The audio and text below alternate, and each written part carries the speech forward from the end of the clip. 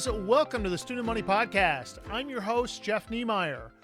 The mission of Student of Money is to connect listeners like you to a community of like-minded individuals to help you achieve your goal of financial freedom through entrepreneurship, investing, real estate, and personal development. This is episode 49. All right, guys, this week we have an in-studio guest who I've been coaching one-on-one with for the last several months. He recently closed on his first investment property of not just one, but 4 duplexes valued at over $650,000. His name is Luke Golla, and I wanted to bring him in and have him talk about his 6-month journey as a real estate investor in today's market. So let's get right into it. I'm just going to say, Luke Golla, welcome to the show. Yeah, thanks for inviting me, Jeff. Appreciate it. Yeah, so we've been basically since the springtime, March, April time frame, kind of when I first started the Cedar Rapids Real Estate Mastermind Group. You kind of reached out to me and said, hey, I want to have lunch. I want to see what you're doing. And you was interested in real estate? Yeah, I kind of started with a video of you and Matt Hennick, actually, in Dubuque. And, I saw he was on there. I went to college with him at Loris, and he's doing great in Dubuque. And I reached out to him, and he recommended getting in contact with you to learn about real estate in Cedar Rapids, and that's kind of how it all started. Yeah, we had that lunch meeting, and I kind of decided about that time that I was going to mentor a couple people for a year for free. And I was like, was you interested? And you're like, yeah. And you kind of warned me. Like, sign me up. You kind of warned me. It's like, now I'm going to warn you. I'm going to keep you busy. And I'm like, yeah, okay. But it didn't take long to find out that you're serious. Yeah. I mean, if you're offering up the service and calling you, texting you, and asking so many questions, and you were there explaining everything, and it was great. It's pretty much that kind of kick-started everything. And so let me ask you, why real estate? What's the burn for the real estate?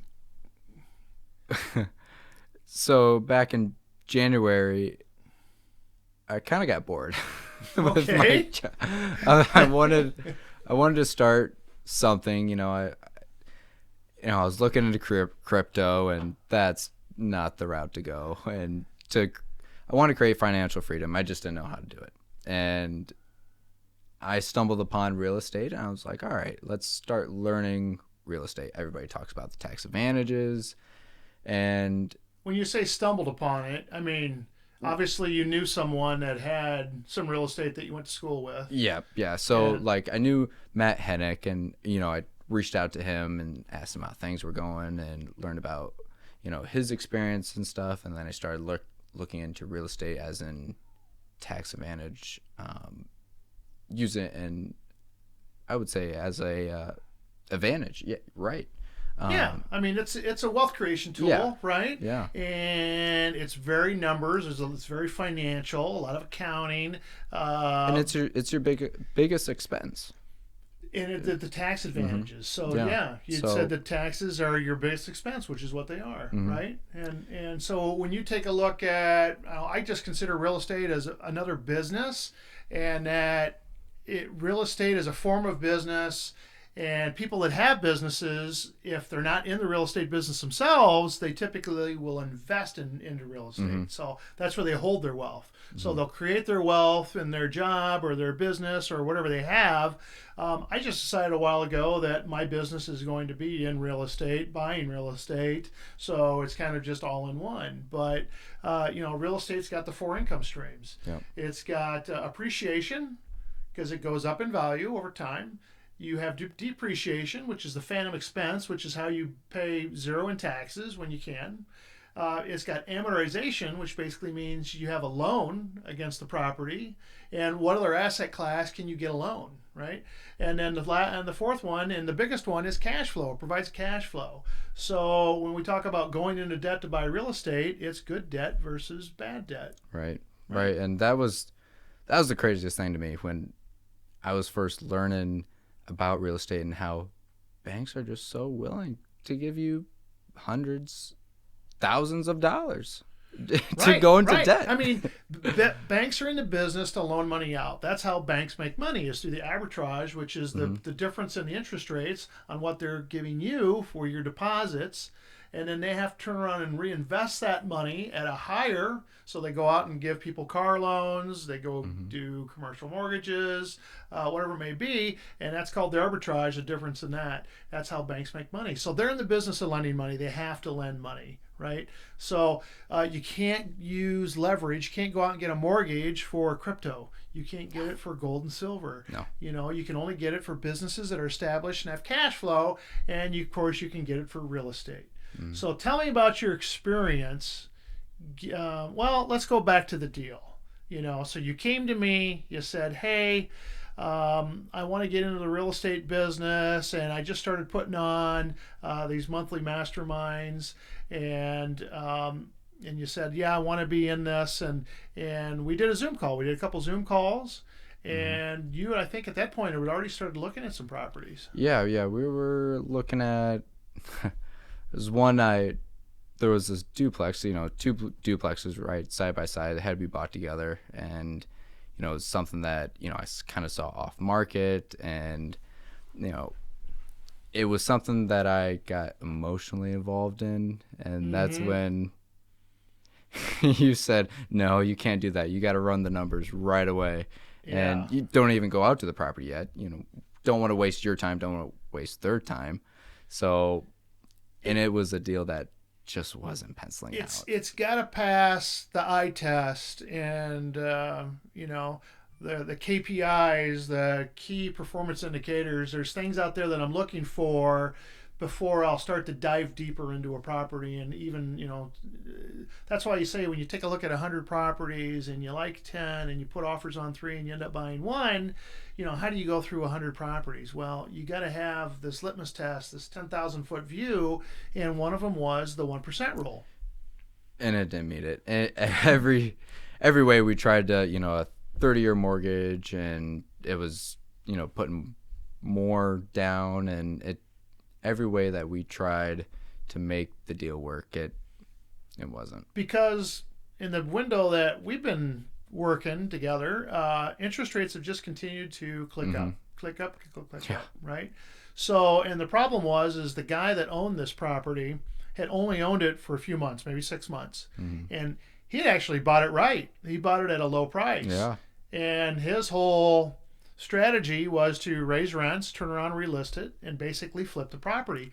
He was not interested in being a long-term landlord. No, and that's when I reached out to you. I'm like, how do we approach this? You know, tried doing seller financing, and every single way that we tried saying, hey, interest rates are going up, he just wasn't budging. Yeah. And even when I did my own underwriting, we sent that to him, and we're like, hey, is there something that we're missing for like expenses or anything in between? And he's like, no, everything looks right. Maybe add a little bit more on the expense because of laundry, in-house laundry. And he's like, I just want more money. I'm like, well, yeah, it's not going to work out. It's not. And he wasn't interested in seller financing because he's trying to do the quick flip and roll into the next deal. So, you know, I think when we looked him up on the assessor's website and the recorder's office, he had a history of buying a property and then selling it within a year. And I was like, this guy's just a flipper. That's what he does. He goes in, raises the rents, relists it, which is fine if the market continues to percolate and property continues to go up and interest rates, you know, you're in a good market, you can ride that ride. But I said, the ride's over. You know, you're going to get stuck with one of these properties. Letting the master work. So I said, let's, you know, unfortunately, again, you were kind of, I really want this property. I really want it. So I think eventually we figured out it's not, the numbers weren't going to be there. And he just wanted the price that he wanted. And it wasn't, you know, wasn't going to happen. So then we said, well, you know, let's start looking at other deals. And every deal that we looked at on the MLS, the realtors were not penciling out either. And it was good to kind of go through that to see what deals are bad. Yeah. And that's kind of where we started learning, okay, when you do see the right one, it meets your criteria. So all the ones that we looked at on Zillow, none of them met. Yeah, so. yeah. And then I think that's kind of where, some people get frustrated because these deals are like, how do you find a deal? How do you find a deal? And it's true. Deals are hard to find right now. There's a big discrepancy between the buyers and the sellers and the interest rates. And so then I says, well, we need to maybe start looking at maybe some off-market properties. So then we started driving neighborhoods. Yeah, and you're like, hey, let's start driving neighborhoods. Let's start reaching out to some of the, houses that are distressed. And at that time, I didn't know what that really meant and what. And that can mean a lot. I mean, it could be, and if they're not physically distressed, they might be owner distressed, right? They might be in foreclosure, because I found those too on those deals where I found a property that was in a pre-foreclosure and they wanted to do a short sale so that the guy didn't get foreclosed on. So the realtor had it listed and I'm like, yeah, but they're in court. I actually looked up the court records once I found out who the owner was, and then I did a search for the records and found out, oh, he's actually in litigation and he's got till the end of the month to get back to the bank and the courts on what they're going to do. So, and sure enough, the realtor says, yeah, they're trying to do a short sale. And the property was actually fine, but it was priced and had been on the market for a while. And so, there's things that you're looking for when we're driving properties. I mean, we found a property that was definitely distressed. Oh yeah, we were driving around for probably about hour and a half, 2 hours, and we stumbled across this property, broken windows, just falling apart, and you're like, this is it. This is the distressed house. But it had a for sale sign on it, because the other ones literally like, what am I looking for? You're like, how about this one here? And I'm like, yeah, that one's not distressed enough. It's too nice. It's too nice. And I says, the grass isn't tall enough. There's people like actively walking around it and stuff. And then you were like, well, how do you even approach them? And I'm like, yeah, you don't want to that's not distressed enough. So just because somebody has a bunch of junk in the yard doesn't mean he just could be a slob. It may not mean that he wants to sell. So there's definitely indicators besides the realtor signs. And I always say if it's for rent, it's probably for sale too. Right. There's 2 houses I'm looking at right now, caught on fire 4th of July 2022, and it's still not fixed. And I've been in contact and trying to negotiate with the owners to sell me that property. And because I said, every month that thing sits empty, they're losing money. Now no realtor's been engaged, right? So there's no signs on it. There's no nothing. It's just a house on a street that I drove and I know and I'm familiar with, and so I know that that's an opportunity. Right. So anything that looks out of place could potentially be a deal. So. We drove neighborhoods. That one was a good one. I got all excited. I started talking to the neighbors, found out some more, and then we said, hey, let's go back and do our homework. Yeah, and that's when we found out it was already sold. When it had sold within the last 24 hours. About the time the realtor sign got put in the yard. If we would have found that a day early or a week earlier. Oh yeah. Because it had been sitting there for 3 years. 3 years, yeah. Because you went up to the neighbor and you're like, hey, tell me about this house. Who lives here? They're like, nobody's been living here for 3 years. Yeah. And then saw people walking down the street and they're like, we haven't seen anybody driving. Yeah. And the funny thing is somebody had started to work on that. They had some new wood in there and framing. It must have been a fire or something. And there was a new water heater. Somebody had started work and then just stopped. So, and we don't know if they ran out of money. We don't know what happened, but it was an opportunity, and it took 3 years, 2 to 3 years before it got listed with a realtor. That's crazy. Yeah. We saw it right away. We were like, we got to get on this. And yeah. And the cool thing is we now know that neighborhood. So if we see something similar to that in that neighborhood, we've kind of already done our due diligence and research. So we'll know an opportunity on that street when it shows up. Plus, you saw the people walking around. Yeah. Good indicator. Yeah. Always. I went and knocked on the doors of the neighbors, and of course they're like, "Yeah, what do you want?" I'm like, "Yeah, hey, what can you tell me about the house?" There was another couple that was doing their evening walk, probably after dinner or lunch, and I was like, "Hey, what can you tell me about the house?" And of course they're like, "Well, not much, but it's been like that for 2-3 years." It's like, well, okay, so you live on this street. This is something that they walk. They actually knew a lot more than what they thought. And all that information is valuable. I think one of the things that you also suggested was drive your neighborhood even at night. Yeah. And then once you find that neighborhood, check it out after dark, after 10 o'clock, because neighborhoods change when the sun goes down, right? That is true. Yeah. Did find that. Did find that out. Yeah. Yeah. So let's talk about the deal you ended up buying. Yeah. So what was it? I was at work on my lunch break, and I've been looking for multifamily duplexes for a while, and that's something I wanted to get into. So that was one of the filters I had on Zillow, and I had one pop up. It was a multifamily and in a nice neighborhood, and the price was listed, where I'd expect it to be, but I had to get more information on like the expenses and stuff, and had to do the underwritings. Right. And once it was in an acceptable range, jumped on it right away. I'm like, I know this is the deal. This is it. And it was one duplex, and then an hour later, I got another notification. Another duplex popped up. And then another, and then another, all in the same area, all on the same street. And the same seller.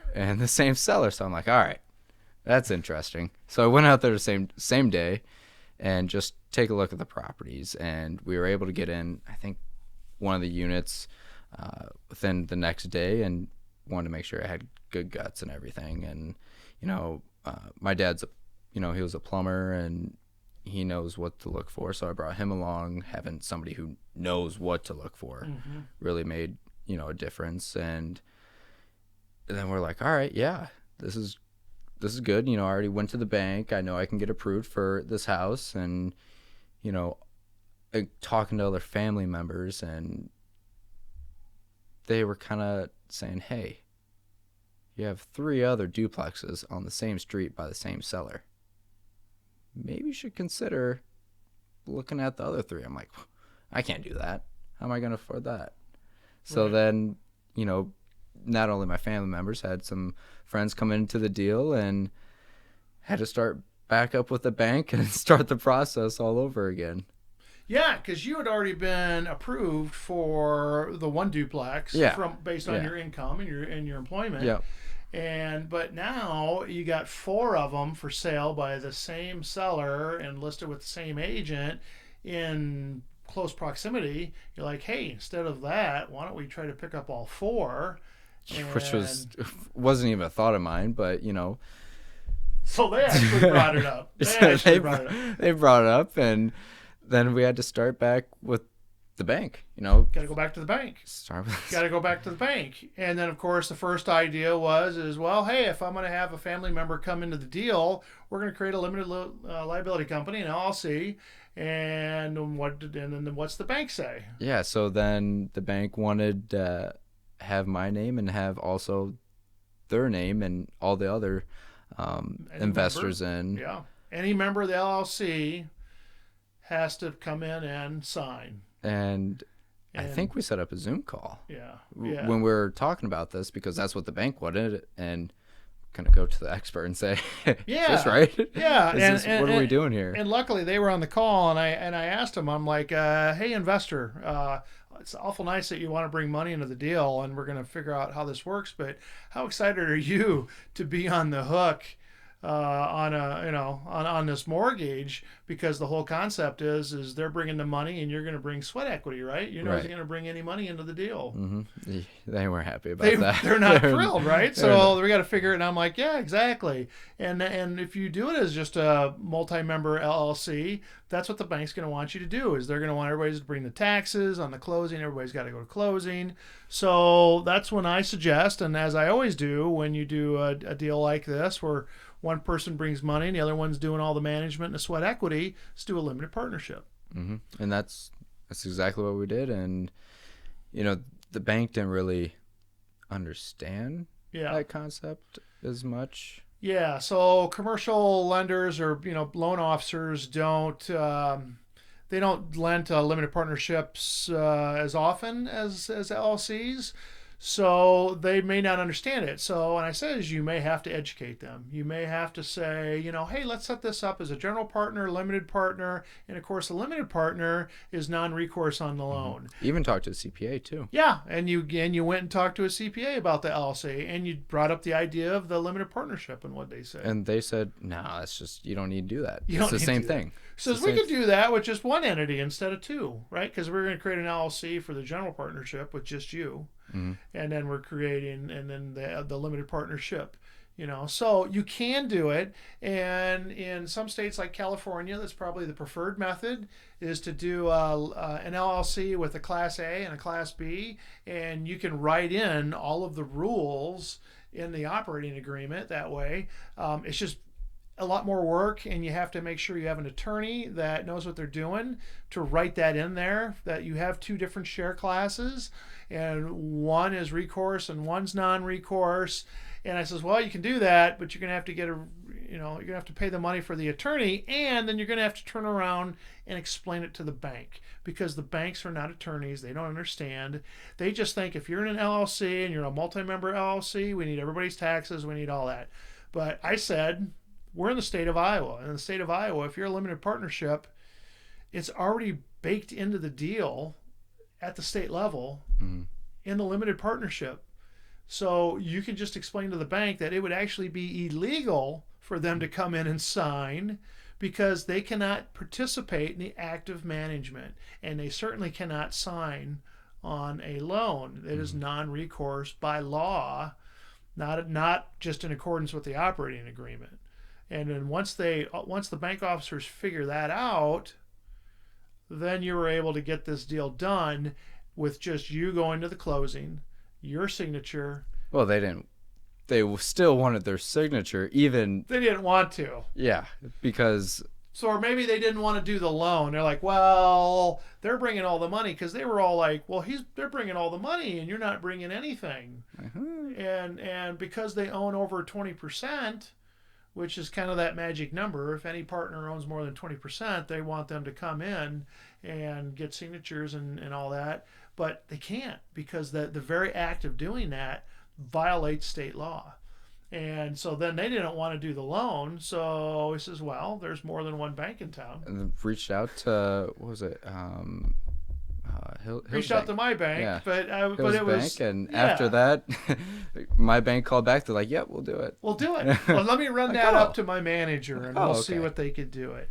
So ultimately, at the end of the day, you were able to do all 4 units. And plus, this was also to protect my investors as well. And yes, because we want non-recourse for them, and that way, whatever money they brought, the only thing that they can lose is that money. So you, as the general partner, you are full recourse, and you have to personally guarantee everything. Right. So you're putting your neck out on the line. Yep. Right? And technically, you're the one bringing the mortgage. So I always get this question, well, how much are you investing? And I says, well, I'm not bringing any of my money in cash, but I'm bringing my credit, and I'm bringing it's my responsibility, it's my neck, and I'm bringing the rest. So if they're bringing 20%, I'm bringing 80%. Right.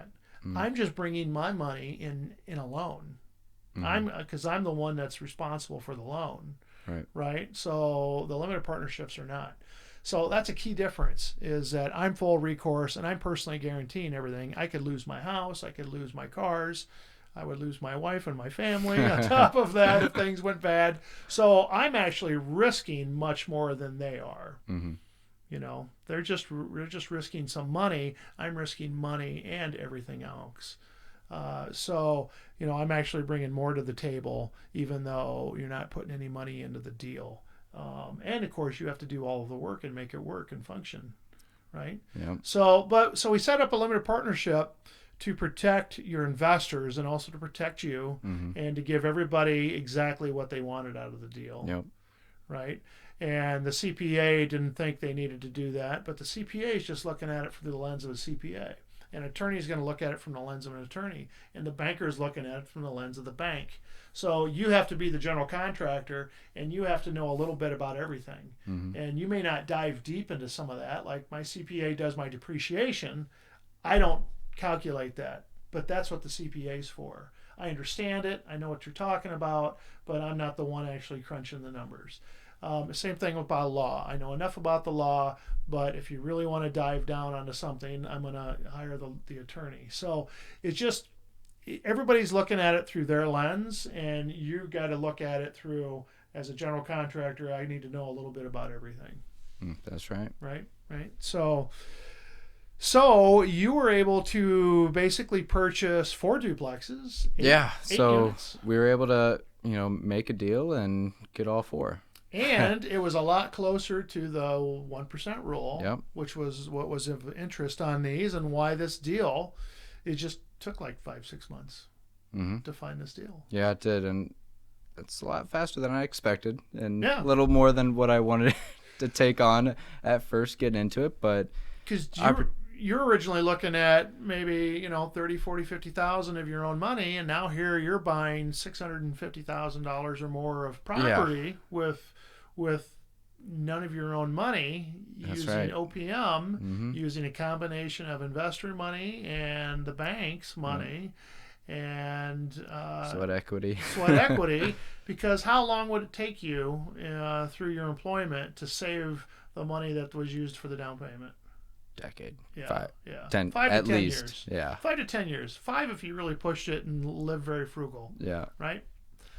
So you were able to do this much quicker, accelerate it, and I would say it also accelerates your learning, right? It did. Yeah. And best thing is just jumping in right away. I mean, there's only one way of learning, and that's by getting into it. Yeah. Yeah. So some people get into analysis paralysis, where they're too busy, like, do I do it? Do I not do it? That's what I was doing. But good thing we didn't do on those other deals. Yeah, because they weren't good. They weren't as good. Yeah, no, but this one was something I was willing to accept. It was a risk, but it was a calculated risk. Yeah, it's calculated risk, and that's the key difference. And you're going to make mistakes. You just want to make sure you don't make a big enough mistake that it kills you or it takes you down or makes you file bankruptcy kind of thing. But so you don't want to be over leveraged, and so I have done deals 100% down, but you usually want to at least try to put something down. And in this one you've got a partner that was willing to put 20% down. And you've still got your normal income through your employment, so as your safety net, as the bank said. And I would argue that buying this property in times that are tough like now, when things turn around, it's just going to be easier for you in the future. Yeah. I mean, it was, especially going through those pitfalls. I mean, that's the ups and downs, especially with the high interest rate and trying to make these deals work. Hopefully they go down. And what you think of working with a realtor? I did end up going with the same company, same brokerage, and they were good, but I probably would recommend doing it yourself. Or did you trust all the information they gave you? No. There was you had to dig into the information and had to keep asking questions and had to fact check the information that was given, and even sometimes that wasn't enough. But verify. Trust but verify. Yeah. Ronald Reagan, trust but verify. But even then, the information that realtors give you is not accurate. I mean, ultimately, at the end of the day, it's up to you, and it's your due diligence on your closing and making sure that the numbers are where they need to be. And they have disclaimers as realtors that hey, this is what we're giving you, is we believe it's factual, but you need to verify this on your own. And the most important thing is, at the end of the day, we got the deal done. You got the deal done. Although you called me and said, should we be worried about this refrigerator? And I'm like, you're seriously not talking about killing a $600,000 deal on a refrigerator, are we? Yeah, that might have happened. That might have happened. That was fun. I was like, well, okay, but I've been there. I mean, my first deal was around $600,000, and we ended up paying $15,000 more. We paid $615,000 on that deal, and it's $15,000 more than I wanted to pay. But I wasn't going to lose that deal, and now that property is valued over $1 million. The assessed value is like 1.2, 1.3. Wow. So, and that's from 2011 to, so that's within 12 years. It's almost doubled. So, that's what you're going to be looking for. And that you're building that appreciation, depreciation, you're paying down the mortgage, and you have cash flow, right? Right. So, I mean, the cash flow isn't where it needs to be yet, but you're working on it and you're getting it there. Yeah, and, looking at these properties, I know it's going to grow in value over time. It's not cash flowing. I mean, it was, within ranges of where I wanted to be at, but I know over time it will get there because it's an investment. It's a long-term property. Yeah. So it's a long-term wealth strategy. That's right. Yeah. And it'll get there. And I know it will, and it's just going to take time. Yeah. It's going to take time. Yeah. Yeah. Awesome. So what's the plans now? So you had to register as a landlord in town. You had to take the landlord the training to be a licensed landlord. And, we don't talk about property management as much. I like to refer to more of asset management, which is managing by the numbers. Where do we need to go? But being a landlord ultimately is a people business. Your tenants live there. You have to interact with those people. And some people say, hey, I don't want to be a landlord just for that reason. Some investors just want to be a limited partnership so they don't have to deal with the people. They just want their returns. I always recommend that people be a landlord for a few years, get used to it. Once the property's cash flowing better and you're a little more experienced, then if you want to hire a property management company, you can do that. So... But now you still have these growths, but you've got your first property under your belt, and congratulations. Yeah, definitely learning a lot. That's for sure. Just learning the ins and outs. It's interesting, and I'm looking forward to it. Looking forward to it, and I think it's been great. You've gone a long ways in 6 months, and I'm guessing in another 6 months. You might find more deals because now you've learned how to potentially buy properties using OPM, other people's money. That's right. And not using your own money. So really, it just comes down to how many deals can you buy a year? Yeah. We'll see how it goes. So I was actually told early on that I was buying too many properties too fast. And I was growing too big too fast, which I thought was crazy at the time. But I understood what the bank was saying. Looking back at it now, what do you looking think? back, yeah. I mean, I understood it, but I was doing it pretty much full time, so I was learning very, very rapidly. And I mean, I made a lot of mistakes, and there's mistakes that I would never recommend to people that I did, and things of that sort. But that's all ingrained in my character now, and I've gone this far that I can look at those deals and I can see what those mistakes are. And, so if you want to see the future, just look at the past. And I'm so much smarter. And it's Robert Kiyosaki says he'd never trust anybody under the age of 30 because they've never been through a downturn in the market. Right? So that's, again, why I say the fact that you're starting a business, which is real estate, in a time where interest rates are high, prices are crazy off and things, and they don't cash flow and they don't pencil out. It's a good time, because if you would have started like a couple 2-3 years ago when everything was like going really good, you'd be like, wow, it's really hard now. And those are the guys that are going to get in trouble. Those are the opportunities that are coming up. So when you start out when it's the hardest, it's just it's going to prepare you. They're saying the market's going to crash soon. So hopefully there's going to be more deals out there. And the real estate market's going to be very interesting. The next 3-4 years is going to be a ride, I think. But there's going to be a lot of opportunities.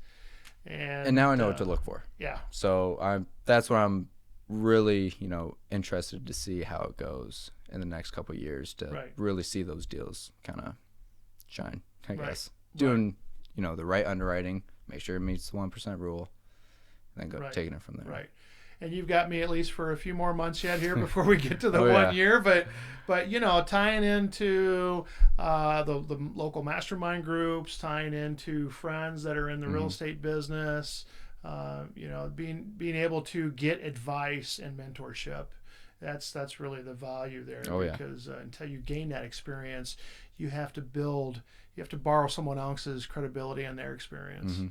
So just like you did with money, you know, instead of using your own money, you tie it into someone else's money. Mm-hmm. And you do the same thing with the knowledge and property management and asset management, and every time you look at a deal.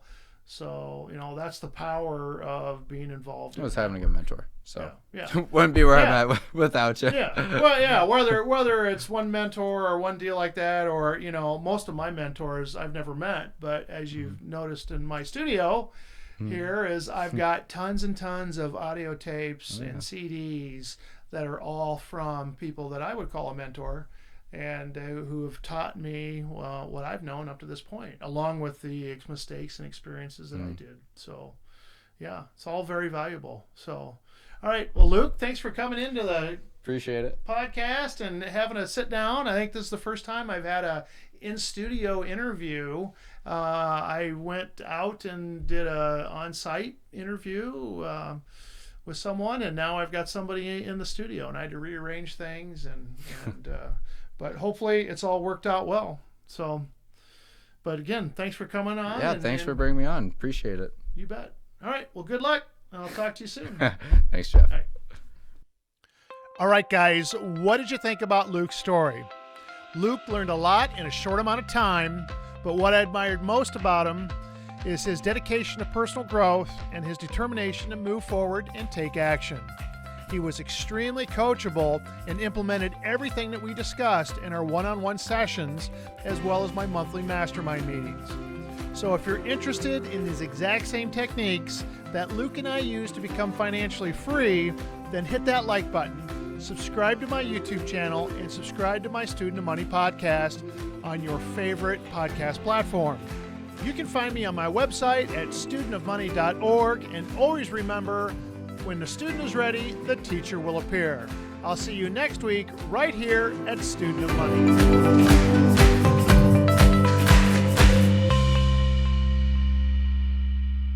All right, guys, for those of you that stuck to the end, make sure you attend my monthly masterminds at the Cedar Rapids Public Library from 2 to 4 p.m. We've got one this Sunday on the 24th of September, and we're going to be talking about the build-to-rent model. So new construction, development, but specifically not to buy and sell, but to buy and hold for a long-term rental. You're not going to want to miss it. I'll see you then.